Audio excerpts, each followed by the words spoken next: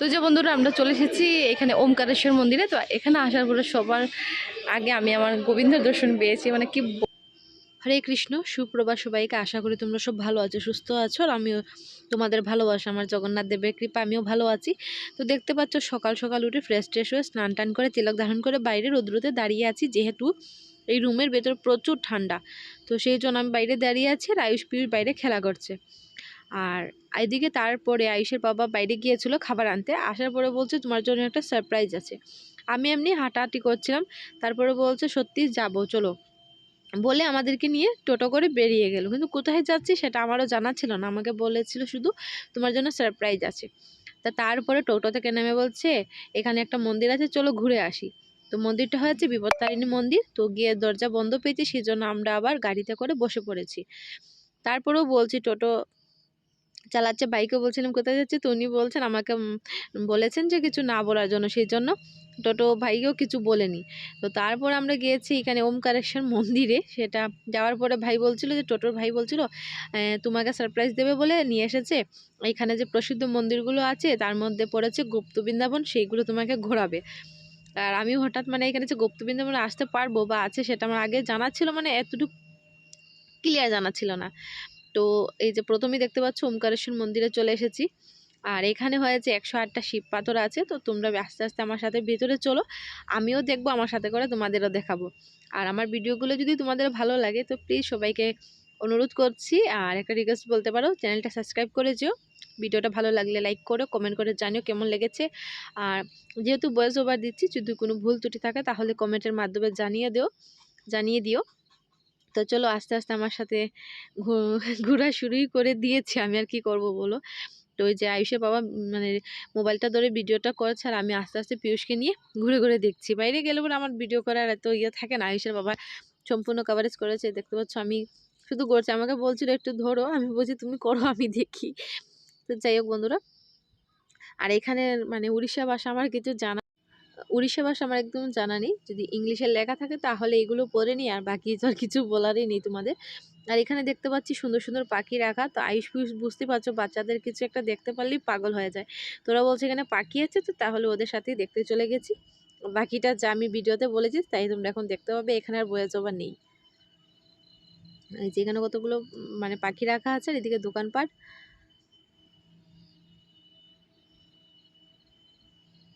এখান থেকে মানুষ জিনিস কেনাকাটা করছিল, আমি কিছু কিনিনি, প্রচুর দাম বলছিল এখানে বিচ মার্কেটে। তো যে বন্ধুরা আমরা চলে এসেছি এখানে ওমকারেশ্বর মন্দিরে। তো এখানে আসার পরে সবার আগে আমি আমার গোবিন্দের দর্শন পেয়েছি, মানে কি বলবো সেটা মানে বলে বোঝাতে পারবো না। আমি রাধাকৃষ্ণকে দেখলে যে আমি কীভাবে যে গলেছি সেটাই বুঝতে পারছি না। তো এই যে আমার শ্রীকৃষ্ণের রাধারানীর চরণ সবার আগে দর্শন করো। আর এই যে আমার গোবিন্দের মুখমণ্ডল দেখতে পাচ্ছ, কি সুন্দর মুচকি মুচকি হাসি দিচ্ছে রাধারানীকে পেয়ে। তো চলো, আমার রাধারানী শ্রীকৃষ্ণ এখানে বসে বসে দোল খাচ্ছে। তো যেহেতু যে দোল খাওয়ার এই দড়িটা এখানে রেখে দিয়েছে, সেই জন্য দোল খাওয়াতে পারছি না। তো ওরা বসে বসে নিজের মনের আনন্দে দোল খাক, ওদের ডিস্টার্ব দিয়ে লাভ নেই। তো চলো যাই আমরা ও পাশটাতে। এখানে দেখতে পাচ্ছ আরও লোকজন আছে।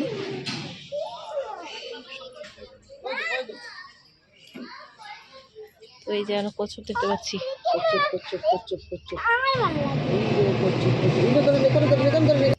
তো এই যে এখানে কচ্ছপও দেখতে পাচ্ছি, মাছও আছে। আর তার পাশে আছে এখানে শ্রীকৃষ্ণ শ্রী চৈতন্য রাম একসাথে।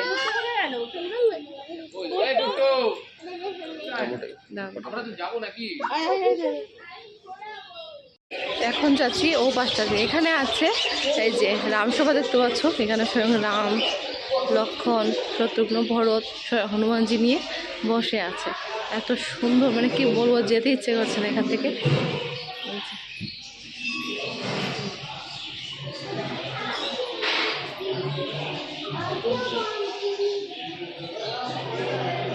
এখানে রাজসভা দেখতে পাচ্ছ, হনুমানজি বসে আছে, বড় সবাই সবাই।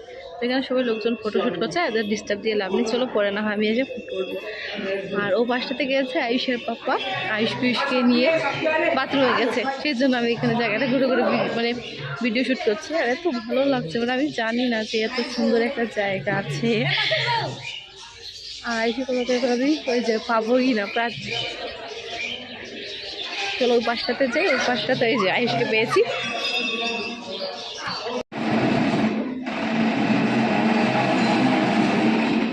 করা হয়ে গেল ইয়ে তো রথের চাক্কাটা।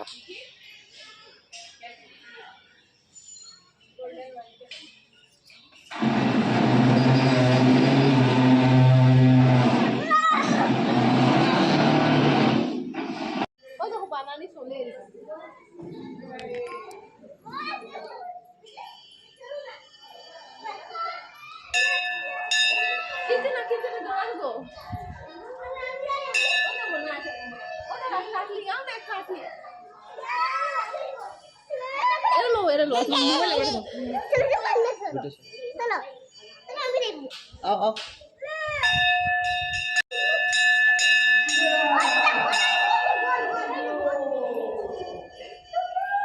মোবাইল হেলাও না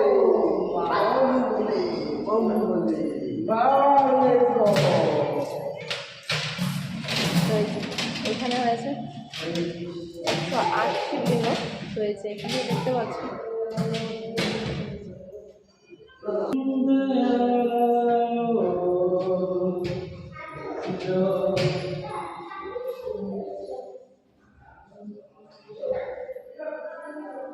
তো এই যে এখানে টোটাল 108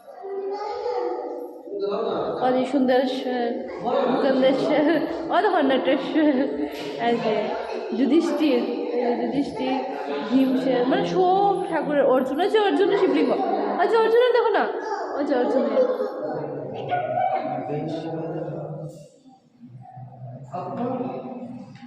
মানে কি বলবো হেরে একটা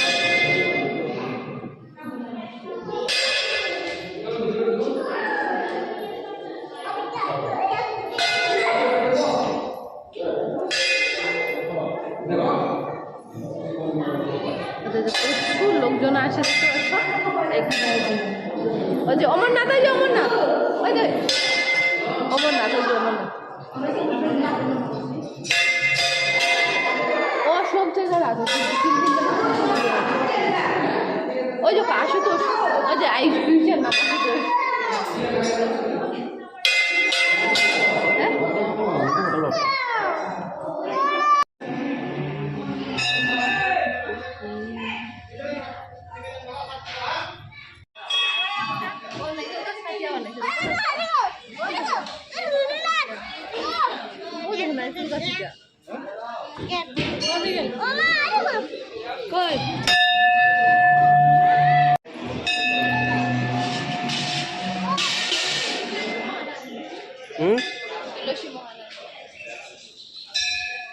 नागरानी नागरानी नागकुंड नागकुंड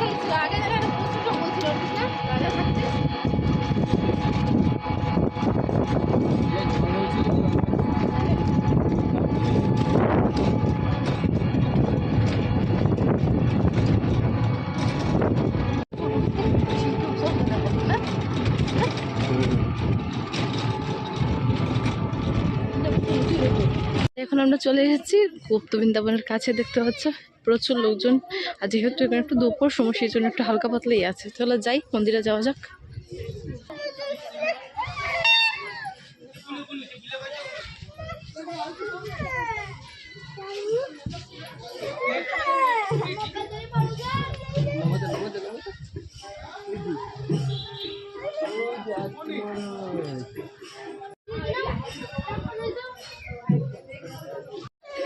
তো ওই যে প্রথম ঢুকতে গেলে আমাদের নদিয়া বিহারি চলো তারপরে পাঁচটাতে যাই আর এই যে আমাদের জগন্নাথ মহাপ্রভু এই যে আমাদের জগন্নাথ এই যে আমাদের জগন্নাথ মহাপ্রভু দর্শন হয়ে গেছে এখন যাচ্ছি আমরা ও পাঁচটাতে চলো আইস আসো তো ওই দিকে বাচ্চাদের খেলবার কি কি আছে তো সেই দেখছি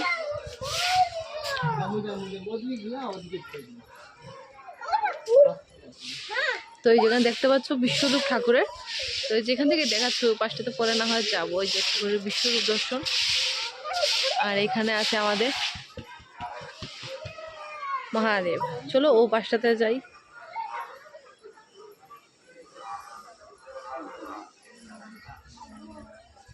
এই যে আমাদের মা সরস্বতী।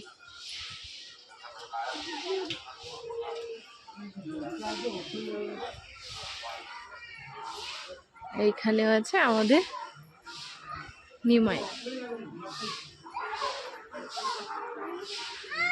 এত সুন্দর ঠাকুর, এই যে ঠাকুরকে তো আর সরাসরি দেখতে পাবো না, ঠাকুরের মূর্তিটা দেখতে পাচ্ছ কি মধুময় মূর্তি।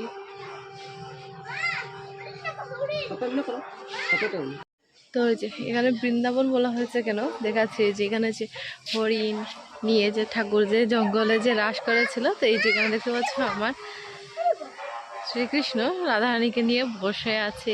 এই যে দেখতে পাচ্ছ ঠাকুর রাধারানী চরণ স্পর্শ করেছে। আর এখানে আছে এই যে টাইগার, রয়্যাল বেঙ্গল টাইগার। তো চলো ও পাশটাতে যাই। আর এইখানে আছে এই যে আমাদের ভালু মহারাজ।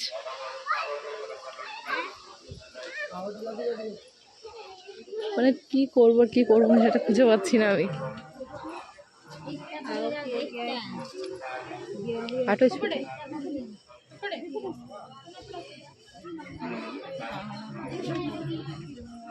আর এখানে হচ্ছে নিমাই সন্ন্যাসী, দাঁড়া দেখতে দেখা।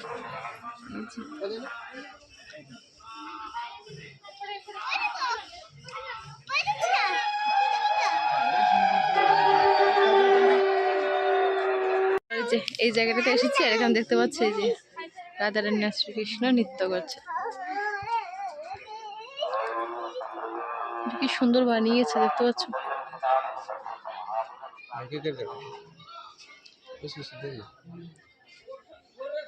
হরে কৃষ্ণ। আর কত ভিডিও বানাই ভাই, দেখো না যা করুক না তো তো এই যে এখান থেকে আমরা বেরিয়ে পড়লাম। আর এই পাশটা দেখতে পাচ্ছ ওই যে বৈকুণ্ঠেতে ঠাকুর যে এরভাবে বিরাজ থাকে, এইখানে এই যে বিষ্ণু মা লক্ষ্মী বিরাজমান আছে, এই যে দেখতে পাচ্ছ। আর ও পাশটাতে পুজো চলছে, সেই জন্য জোকার দেওয়া শুনতে পাচ্ছ। আর এখানে একটা বড় একটা জেরাব আছে। আর এই যে এখানে মা লক্ষ্মী।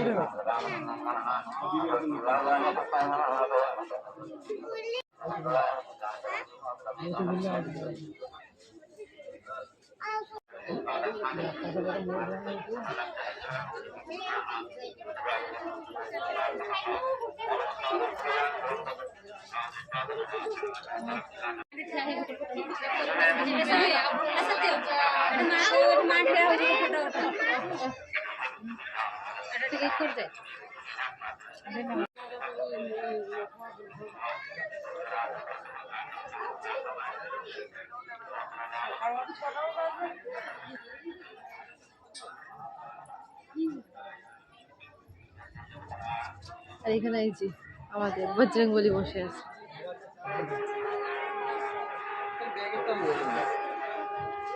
আর যে আইসা বাবা চলে এসেছে ফটোর জন্য, তো চলো ওদের ফটোশ্যুটটা করে নি। তারপরে এখন চলো আস্তে আস্তে যে লোকজন বেড়ে যাচ্ছে, সেই জন্য ভিড় হয়ে যাচ্ছে, আমাদের ভিডিও করতে পারছি মানে কথা বলতে পারছি না, এই এক সমস্যা আছে। আর তার মধ্যে এই যে পিউসি দিকে জ্ঞান শুরু করে দিয়েছে। চলো ওম কৃষ্ণা বাসুদেবায় হরে পরমাত্মে প্রণত কৃষ্ণ আশায় ওম গোবিন্দায় নমঃ।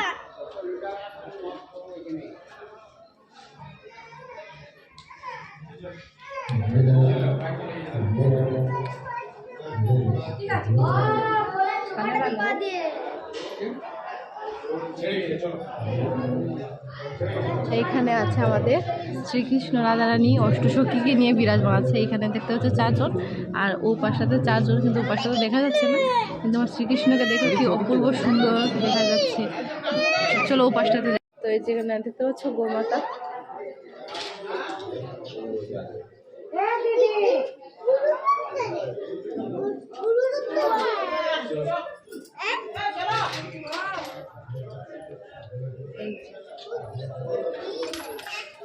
এই 4 জন সখী, ও ওই পাশটা তারা চারজন, আর এখানে আছে মধ্যে আছে আমাদের শ্রীকৃষ্ণ রাধা রানী।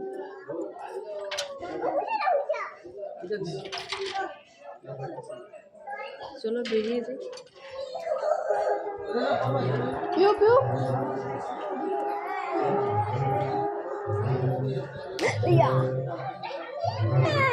দূরে না রে বাবা, করছো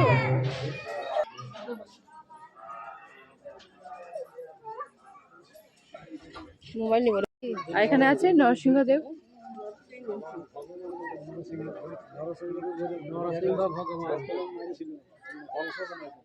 দেখতে পাচ্ছি এখানে নরসিংহ।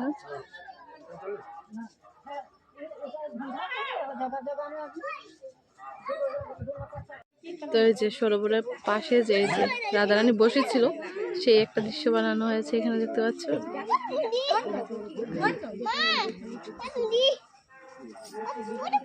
চলো যাই উপোসটা।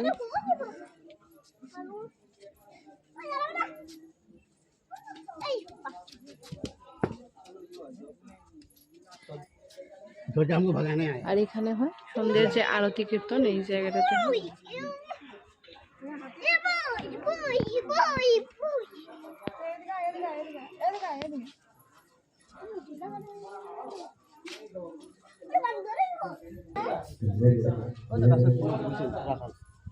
এখানে যে বসে বসে ওরা মানে খাবার খেয়েছিল সুদামা সবাইকে নিয়ে, যেখানে দেখতে পাচ্ছ সুদামা, এই যে সুদামা ব্রহ্মা আছে, আর এখানে যে গোবালকদেরকে নিয়ে যে শ্রীকৃষ্ণ ভোজন করেছিলেন। নিচে কদম গাছের নিচে দেখতে পাচ্ছ কদম গাছও আছে, আমার শ্রীকৃষ্ণ বসে আছে। তো এই যে এখানে বসে খেয়েছিল যে খাবার, ওই খাবারটা বানানো হয়েছে দেখতে পাচ্ছ। শ্রীকৃষ্ণ কি সুন্দর দিচ্ছে, আর এই পাশটাতে সুদামা আছে।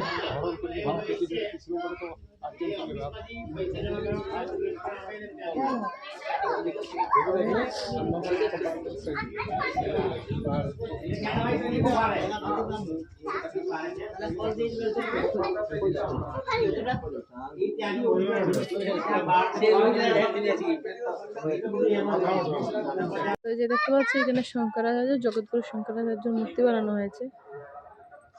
আর এখানে সমুদ্র মন্থনের সময় যে মা লক্ষ্মী উঠেছিল, এই যে তারা দেখাচ্ছে তোমাদের, এই যে। আর এই পাশাতে সব মানে দেবতা, আর এদিকে সব অসুর লোক দাঁড়িয়ে আছে, এই যে দেখতে পাচ্ছ সব অসুর, এদিকে সব দেবগণ। তো চলো ওইদিকে নৌকা বিলাস দেখাচ্ছে, এই যে পিয়ুষ ধরো, পিয়ুষ পিয়ুষ, এই যে নৌকা বিলাস হয়েছিল যে নৌকা বিলাস, রাধারানীকে নিয়ে বসে আছে।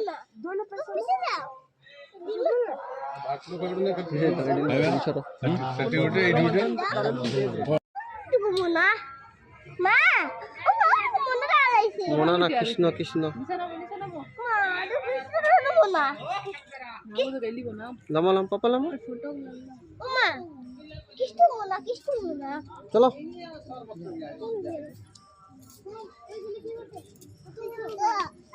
তো যে পাশটাতে বুদ্ধদেবের মূর্তি দেখতে পাচ্ছি।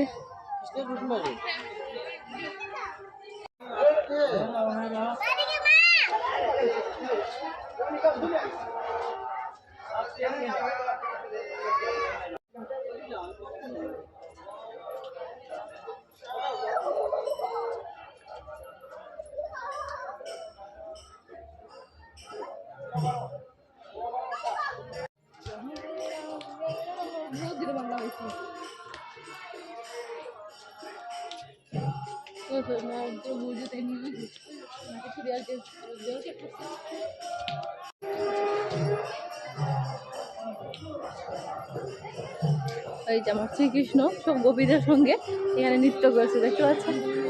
দাঁড়ানো আছে কিন্তু রাধারানীর সাথে, আর এদিকে দেখা যাচ্ছে সব গোপীদের সাথে আমার গোবিন্দ নৃত্য করছে। এই যে চলো একদম কম সময় নিয়ে এসেছি, তো কম সময়ের মধ্যে সম্পূর্ণটা ঘুরে দেখানো বুঝতে পারছি না আমি কভার করতে পারবো কি পারবো না, বা নিজের দর্শন করতে পারবো কি পারবো না।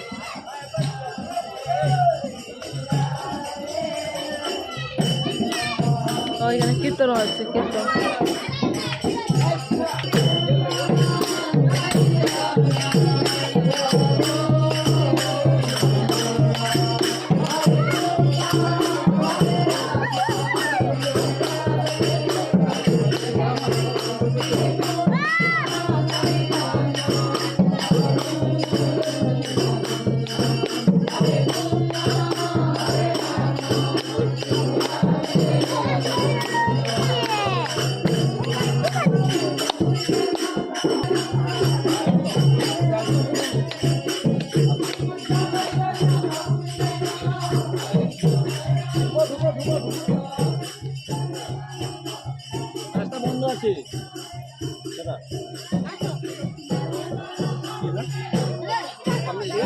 না বন্ধ নইবি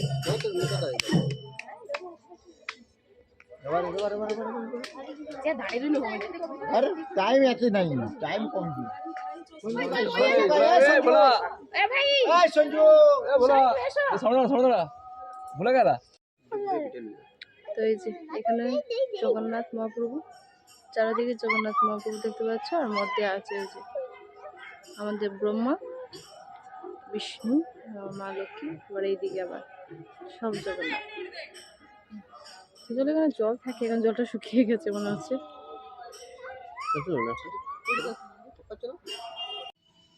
তো এইখানে আমাদের গুপ্ত বৃন্দাবন দর্শন করা হয়ে গেছে। তারপরে আমরা যে বেরিয়ে পড়লাম, দেখতেই পাচ্ছ টোটো এখানে রাখা ছিল।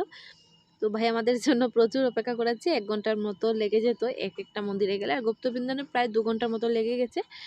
যদি তোমরা কোনো দিন পুরীতে যাও তাহলে জগন্নাথ মন্দির, জগন্নাথ দেবকে দর্শন করার পরে অবশ্যই গুপ্ত বৃন্দাবনটা দর্শন করে এসো। আর মানে কি বলবো, সেখানে গেলে একটা মনের প্রচুর শান্তি পাওয়া যায়। এখানে কীর্তন সব কিছু হয়। যেহেতু আমাদের কাছে সময় কম ছিল, সেই জন্য আমরা বসে কীর্তন করতে পারিনি, যেহেতু 30 তারিখ ছিল, আর 30 তারিখ বিকেলে আমাদের ট্রেন ছিল। তো সেই জন্য সব জায়গা তো ভালো করে ঘোরা যায় না। অল্প অল্প সময়ের ভিতরে আমরা যতটুকু ঠাকুর মানে সময়ের ভিতরে দেখিয়েছেন তাই দেখে এসেছি।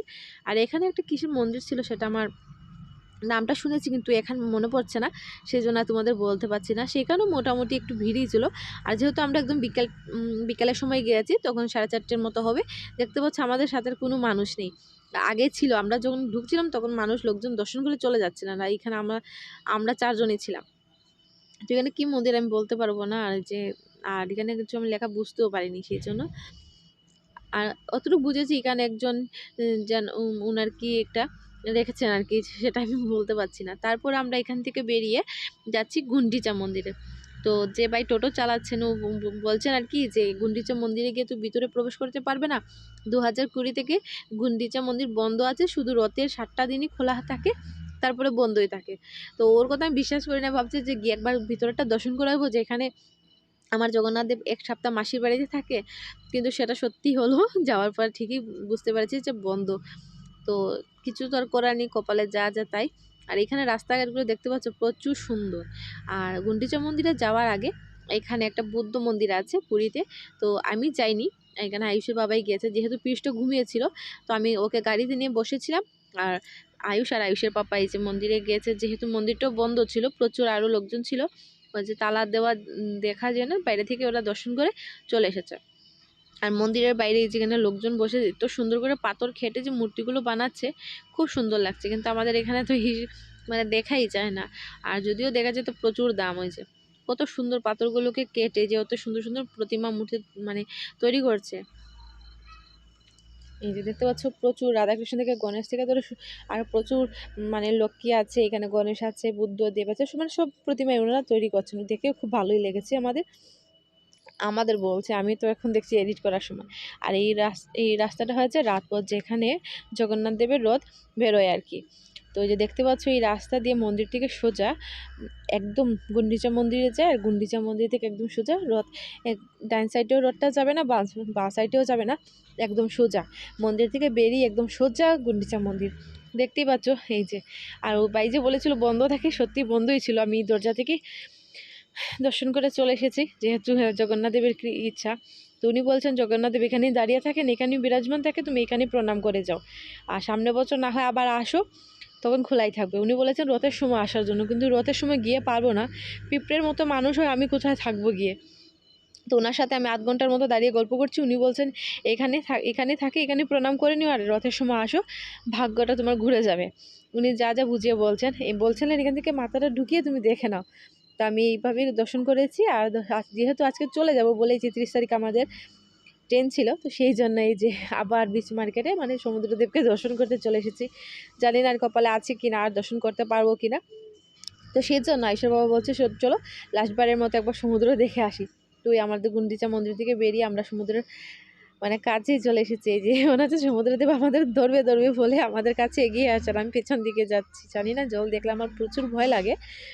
তো শেষবারের মতো জলটাকে একটু মাথায় লাগিয়েছি। আর এইখানে দেখতে পাচ্ছ আমার সাথে একজন গল্প করছে, তো উনি হয়ে যান আমার অচেনা জায়গার অচেনা বান্ধবী।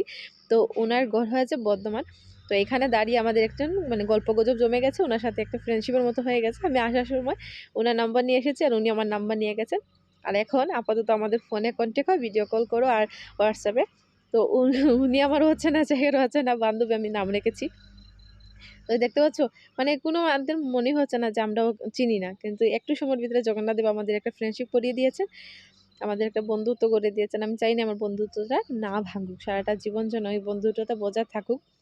আমরা একজনের সাথে মিলি না মিলি কিন্তু ফোনে কন্ট্যাক্টটা যেন আমাদের সারাটা জীবন থাকে। জগন্নাথ দেবকেই বলি, এই আশীর্বাদটা চাই। আমাদের এই যদি ভিডিওগুলো ভালো লাগে তো সবাইকে বলি একটা চ্যানেলটা সাবস্ক্রাইব করে এই ছোটো বোনটাকে আশীর্বাদ দিও, লাইক কমেন্টের মাধ্যমে আমাকে জানিও। সবাইকে জয় জগন্নাথ, রাধে রাধে।